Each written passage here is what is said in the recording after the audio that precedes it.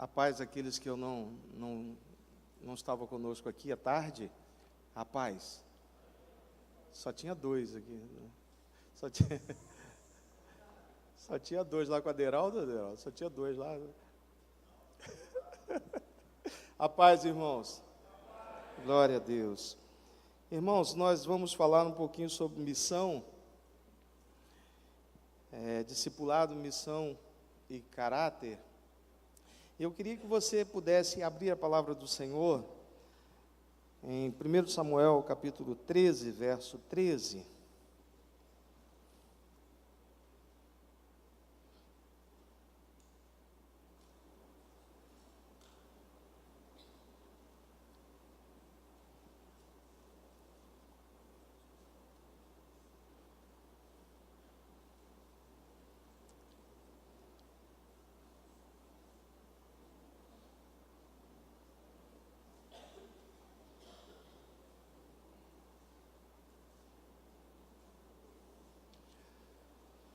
Glória a Deus. Amém? Vamos ler juntos? 1 Samuel, capítulo 13, verso 13.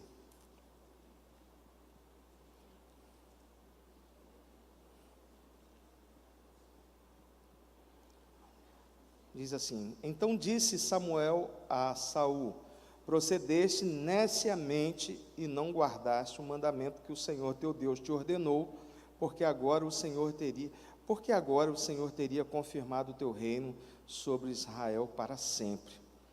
Ou seja, o que Samuel está falando a Saul é o seguinte: Saul, como você deixou que algumas coisas influenciassem a tua vida, como você deixou de lado alguns caminhos importantes que você precisava seguir, o Senhor, a partir de agora, está te rejeitando como rei. E Samuel está dizendo assim: e você poderia ter o seu nome sendo representado de geração em geração, mas agora você perdeu esse direito. Então nós estamos diante de um personagem muito precioso, muito precioso.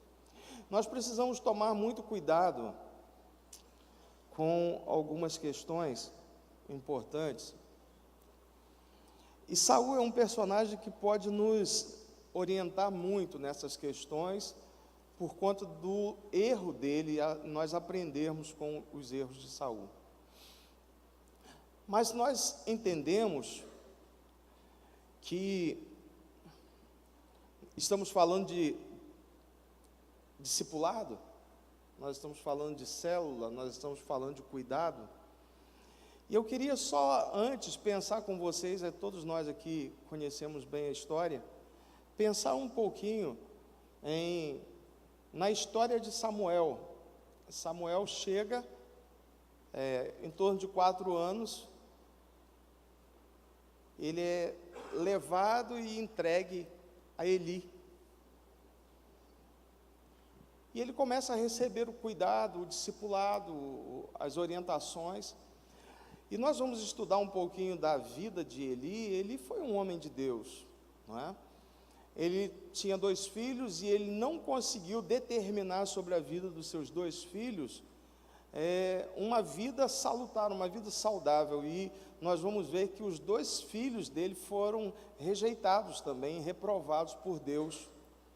Samuel, ele cresce naquele ambiente e ele vai desenvolvendo a sua trajetória, aprendendo e assumindo daqui a pouco a sua posição, né? E ele vai também ter 2 filhos, e ele vai também perder esses 2 filhos, também vai perder esses 2 filhos, também esses 2 filhos foram rejeitados também por Deus. Nós vamos percebendo que esse discipulado de Eli com Samuel reproduz algumas coisas não muito boas, e ele também vai reproduzindo isso, porque ele reproduz na vida dos seus filhos, e também os seus 2 filhos homens também vão falhar quase que na mesma espécie, na mesma esfera que Eli. E nós vamos percebendo também que Saul é um tipo de discípulo de Samuel, porque Samuel vai ensinar a eles princípios, ao rei Saul princípios. E nós vamos percebendo um erro gravíssimo em Samuel, que é o paternalismo, porque Deus chama a Samuel e fala assim: Samuel, até quando você vai ficar insistindo com Saul? Até quando? E ele diz: eu já o rejeitei. Então, o que nós vamos percebendo de Eli, percebendo de Samuel, que eles exercem um discipulado um tanto quanto paternalista, e nós não somos chamados para sermos paternalistas, nós somos chamados para sermos pais. Os pais que corrigem, os pais que direcionam, os pais que traz a identidade necessária aos seus filhos. E nós vamos percebendo que ao reproduzir isso em Saul, Saul vai falhar. Só que Samuel vai alcançar um outro nível, porque Saul é rejeitado por Deus. Então o Senhor envia Samuel à casa de Jessé para ungir um novo rei. Quem é esse rei? Davi. E nós vamos perceber que esse discipulado continua sendo reproduzido. Por quê, irmãos? Porque Davi falhou como pai. Olha a palavra que ele vai receber: a espada não sairá da tua casa. Olha como que um discipulado começa, e ele começa a reproduzir as mesmas coisas que o primeiro lá sofreu, e vai reproduzindo, porque não há uma correção. E nós vamos perceber que Davi, ele foi algo que nós aprendemos, que nós não podemos ser como Noé, que ganhou a sua casa toda e perdeu o mundo, e Davi ganhou o mundo todo e perdeu a sua casa. Nós precisamos ser como Jesus. Jesus pendurado numa cruz, ele está olhando para o lado e ganhando o pecador, olhando para baixo e tendo cuidado da sua mãe e do seu discípulo. Então, o que vai passar no nosso entendimento a partir de Jesus, diferentemente de Eli, Samuel, Davi, Saul, é que o cuidado permanente. E olhando para Jesus, o cuidado em meio à dor. Muitas vezes a gente está sofrendo, muitas vezes nós estamos sentindo dor, mas nós estamos ali cuidando do nosso discípulo, pagando o preço por ele. Como que é importante isso, para nós não perdermos. Certa vez, uma pessoa chegou para mim e falou assim: pastor, como que pode um doente, um enfermo mesmo, fisicamente falando, orar por um outro enfermo, e esse enfermo ser curado e ele continuar doente? Como pode isso? E nós vamos ver essa expressão sendo usada com Jesus pendurado na cruz. Salvou a tantos, salva-te a ti mesmo. Sabe, irmãos, quando nós somos chamados para essa obra tão linda que é o discipulado, o líder de célula, esse cuidado importante um a um, nós recebemos uma incumbência de conduzir pessoas a um nível que muitas vezes ele vai ultrapassar o nosso.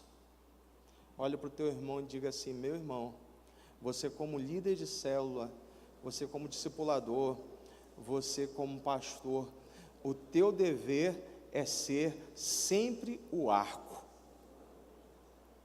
para aqueles que estão com você. Diga assim: pastor Oséias, o que significa isso?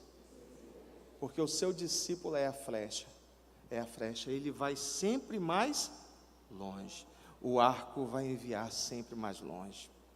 Sabe, irmãos, nós vamos ver uma reprodução não muito boa, nós vamos ver uma reprodução complicada acontecendo a partir de um discipulado. Mas nós vamos vendo e percebendo também, quando nós vamos olhar para aqueles discipuladores que foram os perfeitos, os mais perfeitos, que foi Deus e Jesus, e olhar para o Éden e perceber que Deus, Ele discipulou particularmente Adão todos os dias, e Adão falhou. Todos os dias Deus trazia um discipulado profundo para Adão, todos os dias. Todos os dias, você imagina, todos os dias, quantos aqui gostariam de receber um discipulado diário do pastor Hermínio? Todos os dias, às 3 horas da tarde, todos os dias. Quantos aqui desejariam isso e acha realmente que você iria crescer muito com isso? Você imagina Deus discipulando Adão todos os dias? Você imagina Deus? E ainda assim, esse homem vai falhar. Nós precisamos entender que o discipulado, ele é importante na vida de todos nós. Mas se nós não desejarmos realmente a mudança, se nós não vigiarmos, se nós não tivermos a intenção, a compreensão de que nós temos a nossa parte, e a grande parte da responsabilidade é mais nossa do que do discipulador, a gente não vai conseguir mudar. Nós recebemos discipulado, eu recebo discipulado, e o pastor Hermínio recebe discipulado, e o Aderaldo recebe discipulado, mas quem dá profundidade nesse discipulado somos nós, e não nossos discipuladores. E isso é importante, porque eu fico imaginando quantas vezes esses homens que nós citamos aqui, esses homens ocultaram dos seus discipuladores coisas importantes. Se nós formos olhar para Adão, Adão vai desejar ocultar de Deus a sua queda. Deus está procurando, onde estás? E ele, ao invés de se apresentar a Deus, dizer: Senhor, estou com vergonha porque eu errei, porque eu pequei, ele vai dizer: Senhor, essa mulher que o Senhor me deu é a culpada disso. Nós vamos olhar então mais à frente, vamos olhar Jesus como discipulador de 12. E como que Jesus cuida desses 12, irmãos? Quando nós olhamos para Mateus capítulo 5 e olhamos ali aquilo que é conhecido como Sermão da Montanha, Sermão do Monte, as bem-aventuranças, se você observar no capítulo 5, no primeiro verso, aquilo que a gente pensa a vida toda, porque às vezes a gente até pregava assim e dizia: olha, e Jesus pregou para a multidão, e eu ficava pensando: meu Deus, como que Jesus pregava para 15 mil pessoas? Será que se eu falar aqui eu consigo alcançar todo mundo aqui? Você imagina Jesus pregando para 15 mil? Ele tinha um megafone no pulmão dele, nas cordas vocais dele.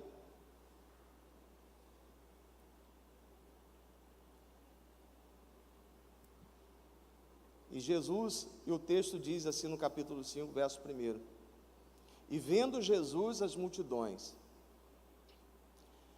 ele subiu ao monte. Aí está o detalhe do texto. E aproximando dele os seus discípulos, ele começou a ensiná-los. Jesus tinha um compromisso muito sério com os seus discípulos. E Jesus discipulou. E Jesus começou a ensinar aquelas bem-aventuranças. Jesus ensinou aqueles princípios todos. Aquele novo modo de pensar e viver aos seus 12. E aproximando os seus discípulos, ele começou a ensiná-los. Porque as multidões estavam atrás de Jesus para buscar os pães, os peixes, as curas, os sinais e maravilhas. Mas Jesus tinha realmente no seu coração um desejo importante de transformar a mente daqueles homens. E Jesus ensinou profundamente durante 3 anos e meio, aqueles homens. E no final daquele ensino, nós vamos ver um vendendo Jesus por 30 moedas. Outro negando a Jesus. E os outros fugindo. Será que Jesus falhou no seu discipulado? E isso é muito importante nós observarmos quando Jesus chega a Pedro e diz assim: Pedro, quando você se converter, cuida dos seus irmãos, zela pela vida dele. Quando você compreender, Pedro, quando a coisa descer ao seu coração, e ainda assim, nesse trabalho tão importante, nós vamos ver Jesus perdendo um. Nós poderíamos dizer que Deus perdeu um? Deus perdeu um discípulo. Você imagina isso?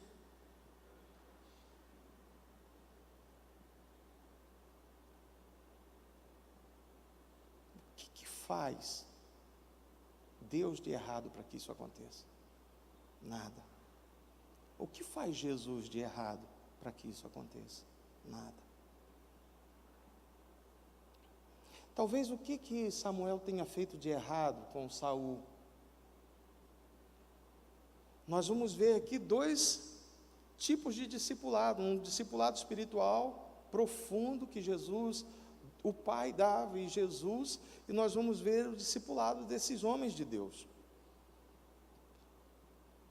Em todos os 2 modelos de discipulado, podemos dizer assim, tanto o discipulado espiritual do pai e do filho, quanto esse discipulado espiritual vindo de homens como de Eli, Samuel,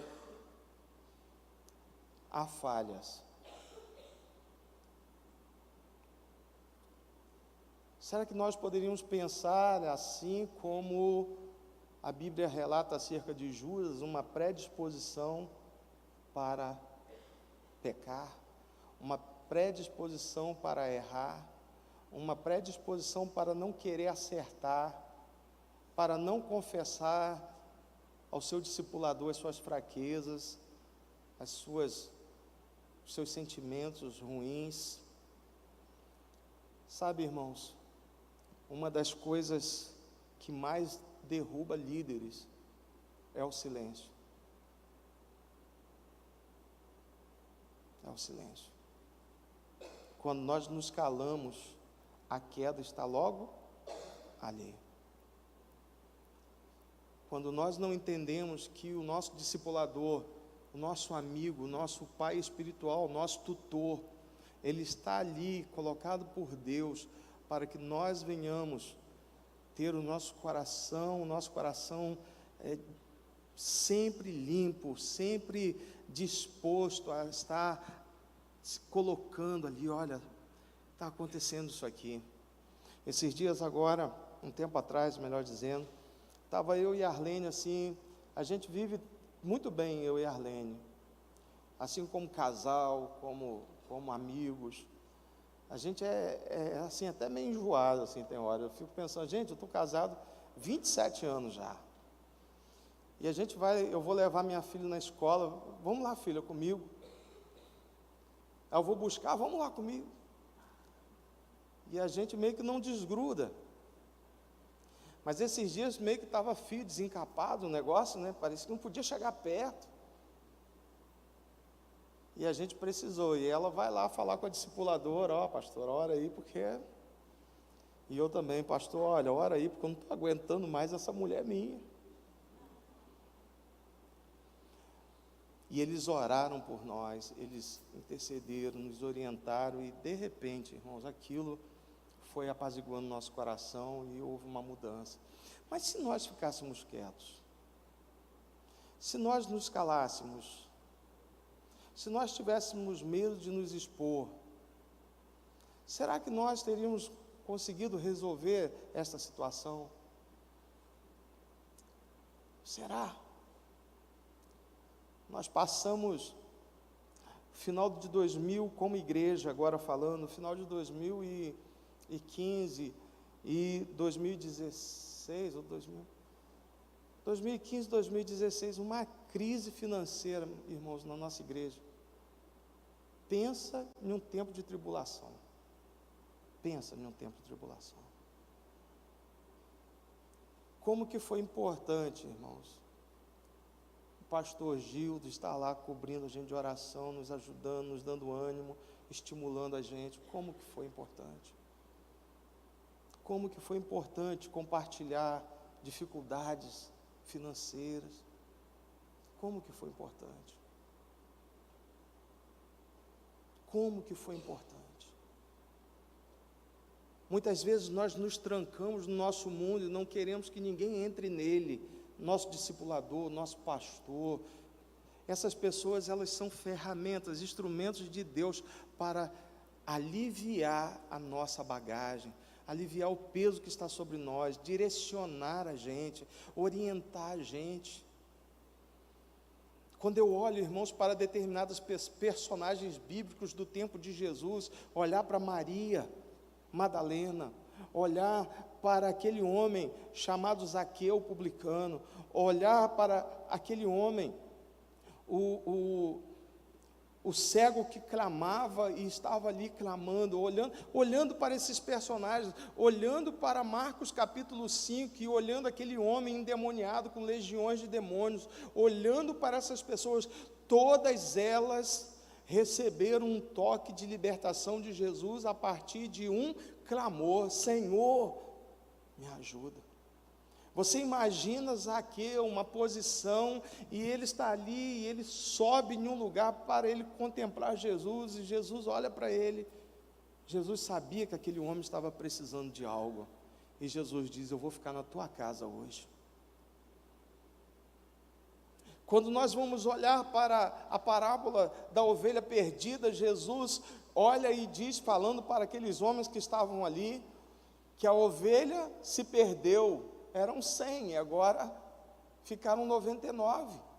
E alguns de nós pregamos esta palavra dizendo que Jesus deixou as ovelhas em segurança e foi buscar uma.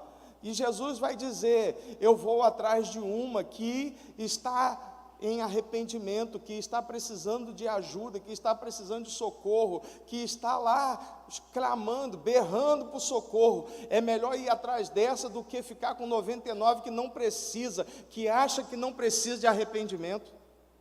Jesus está dizendo que é mais valioso alguém que está gritando e vomitando o seu pecado do que 99 que pensa que não precisa de arrependimento. Você já tinha pensado nisso? Que Jesus não deixou ninguém em segurança, que Jesus foi buscar alguém que está gritando: eu errei, eu tropecei, eu caí, me ajuda. Jesus está dizendo que é melhor trabalhar com esse do que trabalhar com 99 crentes que diz assim: eu não preciso mudar, eu não preciso, não tem nada em mim que o pastor possa fazer para me ajudar, não existe pecado em mim. Na verdade, nós temos as nossas asas escondidas, né, e a gente fica em casa voando, ninguém sabe, mas a gente já é anjo. Como que é importante, irmãos, para vivermos esse tempo como igreja, esse tempo que nós estamos descobrindo, graças a Deus, a missão da igreja. Parece que nós estamos resgatando algo que ficou perdido no tempo, o ID. Nós estamos entendendo que isso agora não é coisa só de pastor, do pregador, mas nós estamos entendendo que todos nós fazemos parte desse projeto de Deus, desse plano. Ide por todo mundo e pregai, discipulai, fazei discípulo de todas as nações, batizando, cooperando, ajudando, fazendo crescer. Sabe, meus irmãos, Mas antes que isso aconteça, como uma revolução em São Fidélis, como uma revolução em Campos, isso precisa acontecer como uma revolução entre nós. Me perdoe falar aqui, mas isso precisa acontecer primeiro entre nós, no nosso discipulado. A gente chegar para o nosso discipulador e tirar as máscaras realmente, expor para ele a nossa modelagem de caráter, ainda que aquilo ali seja doído demais.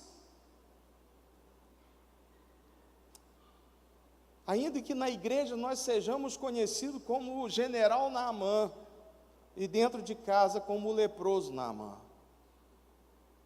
Nós precisamos expor isso. Não é fácil, mas eu vou te falar, é curador, é transformador. O propósito de Deus para a vida de Samuel, de Saul, o propósito dele é aquilo que Samuel falou a Saul: o Senhor teria confirmado o teu reino sobre Israel para sempre. O desejo de Deus era confirmar Saul como rei de Israel para sempre através do seu nome. Qual é o desejo de Deus para nós?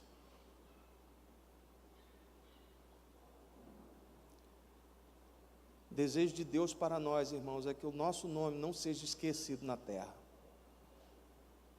Eu louvo muito a Deus. Estava falando aqui na primeira palestra, uma pessoa que nasceu em um berço muito pobre. Muito pobre. Não tive a oportunidade de estudar. Quando eu vejo aquela música de Zezé de Camargo e Luciano, eu olho para ela e falo: essa música é minha. No dia que eu saí de casa, minha mãe me disse.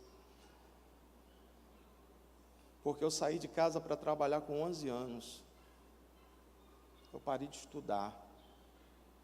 Eu não tive oportunidade na vida. Eu era chamado de burro na escola. Eu trabalhava de ajudante de pedreiro. E até como ajudante de pedreiro eu era chamado de burro. Você sempre vai puxar carroça, você nunca vai ser ninguém. E vivia aquela vida toda ali. Não fui estudioso, não fui inteligente. Traumas e mais traumas na minha vida. E antes que eu ouvisse falar de discipulado, um dia Deus colocou um homem na minha vida, chamado pastor Fernando Trindade. 7 anos, aquele homem esteve na minha vida diretamente. E aquele homem, Deus o usou para quebrar tradições na minha cabeça que me impediam de crescer. Deus usou aquele homem para quebrar maldições na minha vida, para deixar cair por terra palavras de maldição que foram ditas a meu respeito. E com 31 anos de idade, eu fui começar a estudar. E eu fiz um avanço no Colégio Batista e terminei esse avanço, que na época era 1º grau e 2º grau, agora é ensino fundamental e médio. E fui em 2003 para o seminário. Entrei no seminário sem saber escrever, sem saber ler direito. E saí do seminário em 2006 como um dos 3 melhores alunos da minha turma, de uma turma de 35 pessoas. Sabe por quê? Porque um dia um homem falou assim: você não pode ser assim. E eu comecei a abrir a minha vida. Eu lembro que os anos 90 foi o ano de terror da minha vida no meu casamento. Adulterando, todo tipo de coisa errada que vocês possam pensar, eu fiz. E um dia minha esposa falou assim: eu não aguento mais isso. E foi lá e chamou o pastor Fernando pastor Fernando, vai lá na minha casa, porque esse Osés está difícil. E ele chegou lá, e foi a última vez que um pastor chegou na minha casa para falar acerca do meu casamento. Porque o que a minha esposa fez naquele dia foi libertador para mim.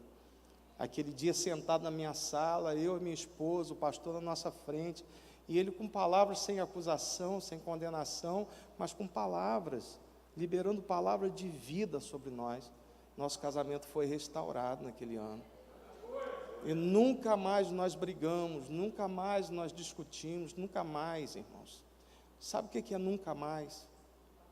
17 anos que o nosso casamento está íntegro, que esse homem aqui não trai mais a sua esposa, que a gente tem uma vida tão boa, e a gente nem ouvia falar de discipulado ainda, Deraldo.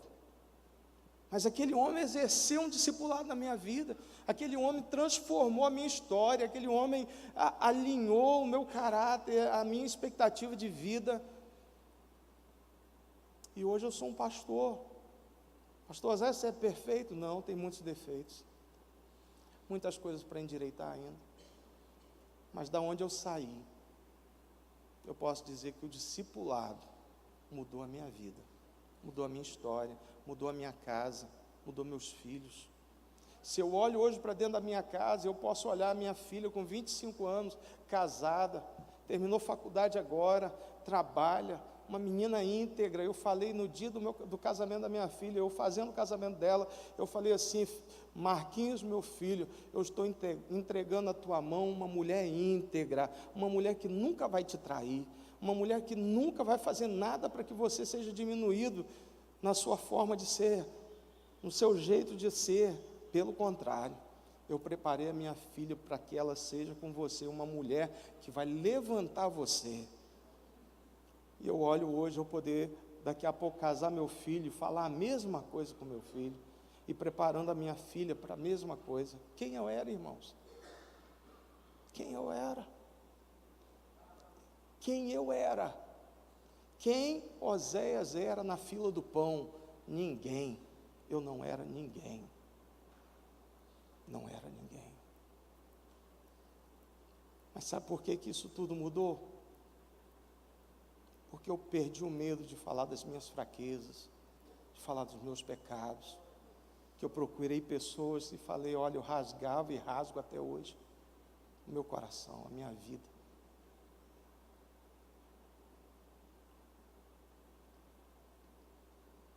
Pois Deus dá mais graça ao humilde,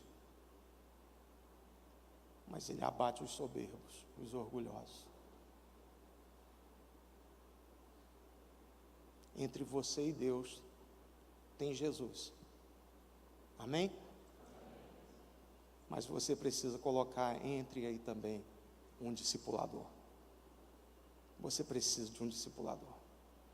Se você quiser sair do chão que você está, se você quiser voar, você precisa de alguém para te ajudar.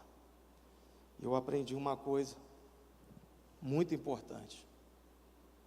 Se você quiser voar, você só vai aprender com quem voa.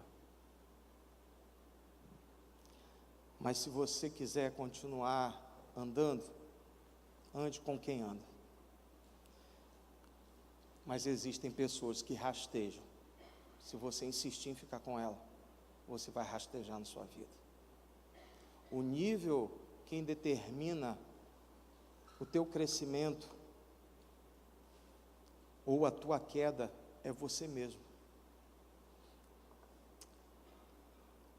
Eu estava essa semana cuidando de uma pessoa, e a pessoa toda hora falava assim, pastor, o diabo fez isso. Pastor, o diabo está me arrebentando. Pastor, o diabo. E eu falei para o irmão assim, irmão, deixa eu te falar uma coisa. O irmão precisa entender que o diabo é um coitado. Que isso, pastor? O diabo é coitado? Eu falei assim, rapaz, tem hora que eu tenho pena do diabo. Pena dele. Sabe por quê? Porque nós podemos ser dos piores homens, e nós temos chance de mudar. E ele não tem mais chance. Ele não vai mudar. Não existe discipulador que vai mudar o diabo.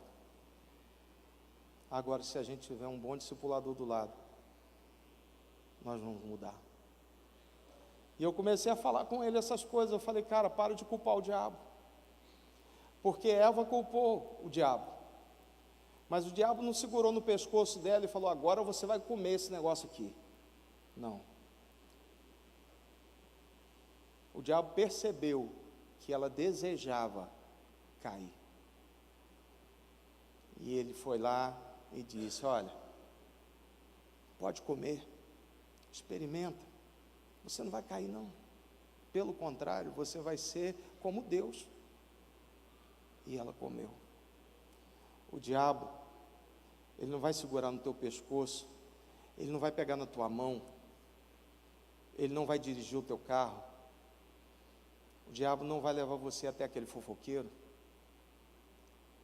o diabo não vai fazer você ir onde você não quer ir, mas se você for lá, ele vai aproveitar a ocasião. Para de culpar o diabo. Para de olhar para o diabo e dizer que o diabo é o culpado da tua vida estar assim. Procure um discipulador e diga assim, olha, a minha vida está assim, é culpa minha, me ajuda. Eu estou desta forma, a culpa é minha, você me ajuda? Porque aquele que é de Deus, o diabo não toca, irmão. Aquele que é do Senhor, o diabo não tem poder para tocar. Se toca, se entra, se faz, é porque você entregou a chave nas mãos dele. Para terminar, eu queria contar uma história a vocês. Certa vez, seu João queria comprar a casa de seu Manel. E seu João, muito interessado em comprar aquela casa, muito interessado, e todo mês ia lá, seu Manel, vende essa casa para mim. Seu Manel, não, eu não vou vender essa casa é minha, essa casa é a casa dos meus sonhos, não vou vender. Chegou um belo dia, seu João falou assim, olha, eu te pago o dobro daquilo que eu te ofereci, você me vende a casa? Seu Manel olhou para ele, o dobro. Tá bom, eu te vendo. Seu João ficou muito feliz, mas seu Manel falou assim, mas espera aí, tem uma condição. Uma. Qual é a condição?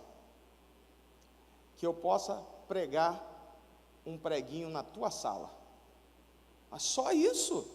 Só. Esse prego vai ser meu. Seu? Não, é meu. Pode ser? Não, então está fechado, só um preguinho. Foram lá para o cartório, vendeu, seu João feliz da vida. E seu Manel foi embora. Passados 6 meses, seu Manel volta. Seu João, tudo bem? Tudo bom.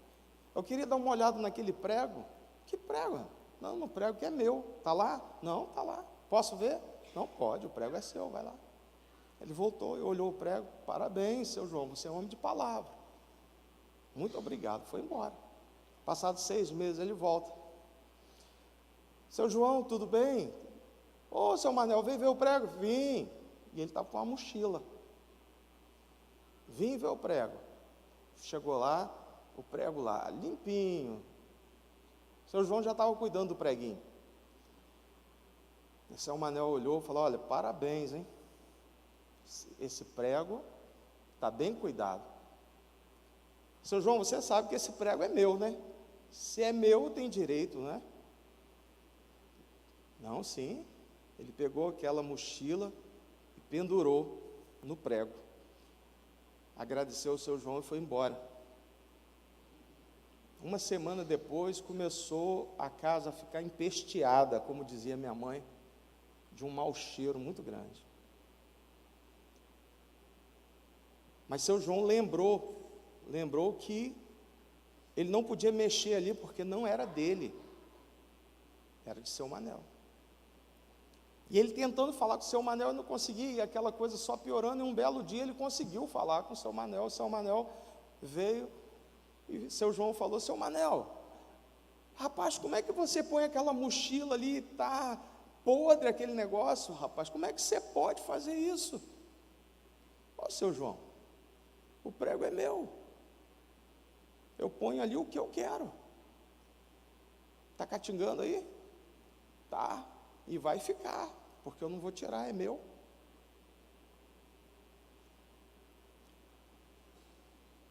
Conclusão dessa história é que muitas vezes nós estamos deixando na nossa vida um preguinho para Satanás vir e colocar ali o que ele quer. E a gente está ficando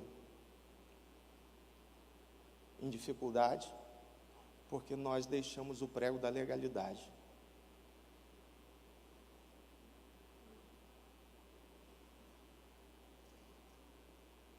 O prego da legalidade.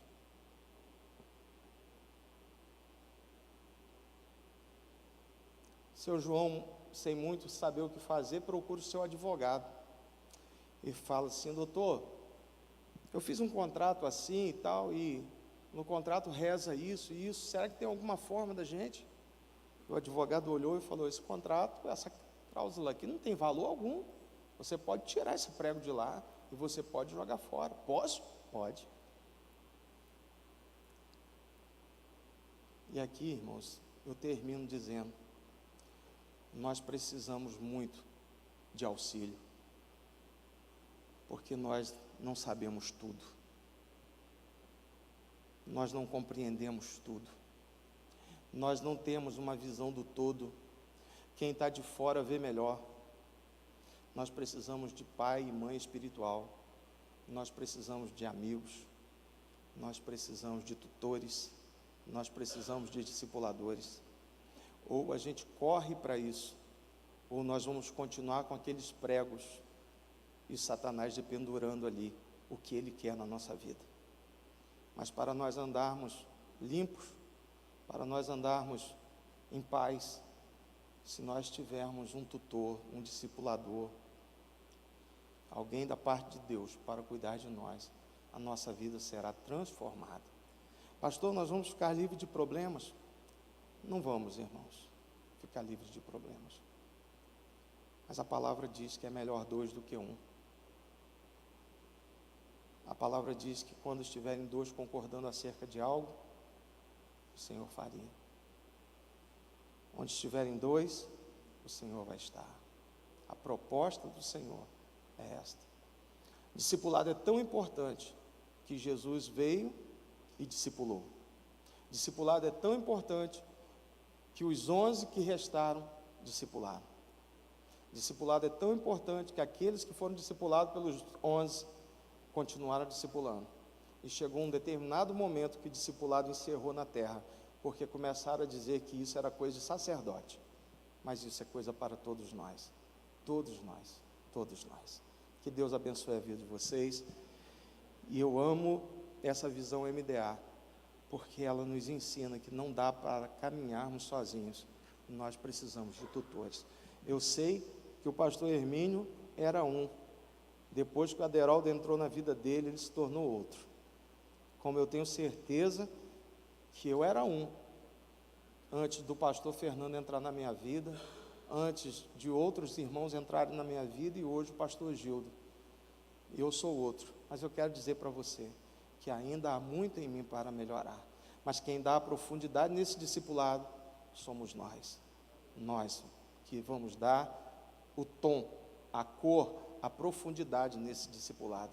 A minha oração é que todos nós venhamos correr para sermos discipulados, que a gente possa fazer fila de espera na igreja para sermos discipulados, porque isso muda a nossa vida, isso muda a nossa trajetória, isso mudou a minha vida, mudou meu casamento, isso tem mudado meu ministério, isso tem mudado meu caráter, dia a dia. E nós precisamos, irmãos, muito disso, muito. Coitado de mim se eu não tivesse isso na minha vida. Que tristeza seria a minha vida. Vamos orar nesta hora? Posso orar, pastor? Feche teus olhos. Eu queria que você desse a mão à pessoa que está do teu lado, que você orasse um pelos outros agora, um pelo outro, e você apresentasse. Se você quiser ficar de pé, fique, quiser ficar sentado, pode ficar, fique à vontade.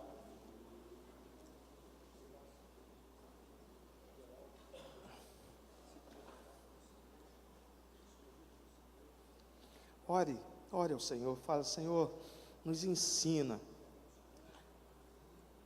fale conosco, Senhor. Senhor, muda a nossa história, muda a nossa história, Senhor. Oh Deus, em nome de Jesus,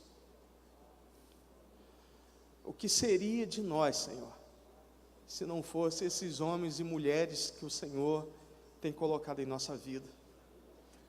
Ó Deus, obrigado porque a nossa vida tem sido transformada a partir da instrumentalidade, Deus, de irmãos, de irmãs, de pessoas muitas vezes tão simples, que aos olhos da sociedade talvez seja até menor, mas que são pessoas tão cheias do Senhor, pessoas tão especiais da tua parte, que têm sido usadas pelo Senhor para a mudança da nossa mente, do nosso coração, do nosso entendimento. Deus, nós te agradecemos, Pai, porque o discipulado tem sido uma ferramenta de mudança, de transformação. O discipulado tem sido algo tão importante na nossa vida, Senhor. Ó Deus, eu quero te pedir que nessa tarde, que o Senhor possa, Deus, trabalhar pelo Teu Espírito no coração daqueles que ainda têm sentido dificuldade, daqueles que ainda têm tido dificuldade em se decidir em favor dessa nova mentalidade de ser igreja, dessa nova forma de ser igreja, da igreja em célula. Deus, o Senhor nos deu esta missão, o Senhor nos direcionou a isto como igreja, o Senhor viveu isso, a igreja primitiva viveu isso. O modelo de igreja implantada naquele tempo foi a igreja no templo e nas casas. O discipulado foi implantado pelo Senhor desde o Éden, e o homem tem falhado, Senhor, desde o Éden. Senhor, que caia por terra essas mentiras de Satanás, dizendo que isso não é importante, que isso é coisa de homem, invenção humana, que caia por terra isso, Senhor. Ó Deus, que esses sofismas, que essas mentiras que se tornam verdade, elas caiam por terra no nome de Jesus. Ó Deus, e que nós possamos olhar para a Tua Palavra, que nós possamos estudar a Tua Palavra, Senhor, e encontrar nela o recurso necessário para que haja uma mudança, uma transformação, Senhor, em nossa vida. Oh Deus, em nome de Jesus, eu sinto a Tua presença aqui, Senhor.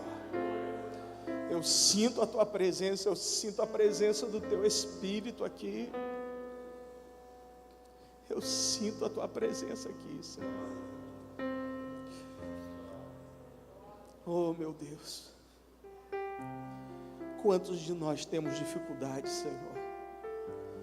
Quantos de nós temos enfrentado as nossas batalhas sozinhos? Quantos de nós somos tão inseguros, Senhor, tão inconstantes? Quantos de nós somos tão mentirosos, Senhor? Quantos de nós, Senhor, estamos sofrendo como Naamã? Quantos de nós, Senhor? Mas nesta noite, nesta tarde, Senhor, eu oro para que a Tua cura venha sobre nós. Eu oro para que a Tua cura venha na nossa mente, Senhor. Que a mudança e a transformação, porque o desejo do Senhor é perpetuar o nosso nome, é perpetuar a nossa raiz, a nossa vida nessa terra de uma forma poderosa, visitando até a nossa milésima geração. Deus, quantas pessoas, Deus, têm sido importantes na vida de outras. Quantos irmãos tão simples, ó Deus, que nunca ouviram falar de psicologia, mas que estão sendo usados pelo Senhor no discipulado para tirar pessoas do cárcere existencial. Quantos irmãos, Senhor, que nunca ouviram, não estudaram sobre essas coisas. Irmãos que não são profundos conhecedores da palavra porque são indoutos, mas que têm sido usados pelo Senhor com palavras simples e libertadoras. Deus, nós te agradecemos pelos adolescentes discipuladores. Nós te agradecemos pelos jovens, Senhor, discipuladores. Nós te agradecemos por aqueles que já têm os seus cabelos brancos e estão discipulando. E nesta tarde nós te pedimos, Senhor, abre os olhos do entendimento de toda a tua igreja, para que possam entender a importância. Ó Deus, quando um adulto, ele não entra, Senhor, no entendimento para esse tempo, pela experiência de vida que ele tem, ele deixa de ser bênção na vida de outras pessoas. Ele deixa de ser instrumento vivo e poderoso na vida de outras pessoas. Por isso, nessa tarde, Senhor, que todos nós saiamos daqui convictos de que há uma necessidade urgente de pais e mães espirituais. Ó Deus, que nós não sejamos como Saul, que nós não sejamos, Senhor, como os filhos de Eli, como os filhos de Samuel, que nós não sejamos, Senhor, como esses homens, que não reproduziram, mas que nós sejamos, Senhor, como os discípulos de Jesus, que entenderam, que compreenderam, mesmo depois de um ato de fraqueza, mas que voltaram, retornaram, entenderam e compreenderam tudo aquilo que era ensinado a eles, e eles começaram a reproduzir o discipulado, e esse discipulado foi reproduzido de uma forma tão poderosa que vidas eram transformadas, e essas vidas foram transformadas tão radicalmente, que o Evangelho de Jesus chegou aqui até nós. Ó Deus, que nós possamos aprender, para que isto continue, Senhor, avançando até o dia em que Jesus retornar e buscar a sua igreja. Eu te agradeço, Deus, pela vida do pastor Hermínio, agradeço ao Senhor pela vida dos pastores desta igreja, pelos líderes, por cada membro, Senhor, desde o menorzinho até o mais velho desta igreja. Nós te agradecemos, ó Deus, pelas dezenas de anos que tem esta igreja, quantas vidas foram salvas aqui. Mas eu imagino, Deus, que essa igreja poderia estar já muito mais longe.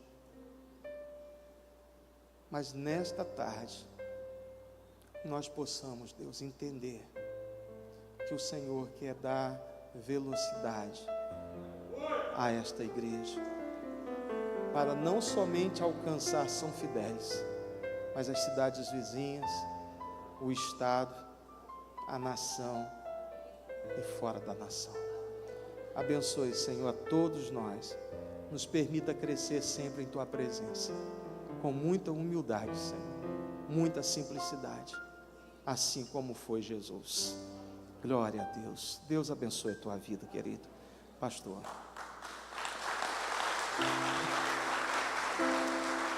Amém. Vamos orar pelo pastor. Estenda sua mão aqui para a gente orar pelo pastor, não é? Vamos orar.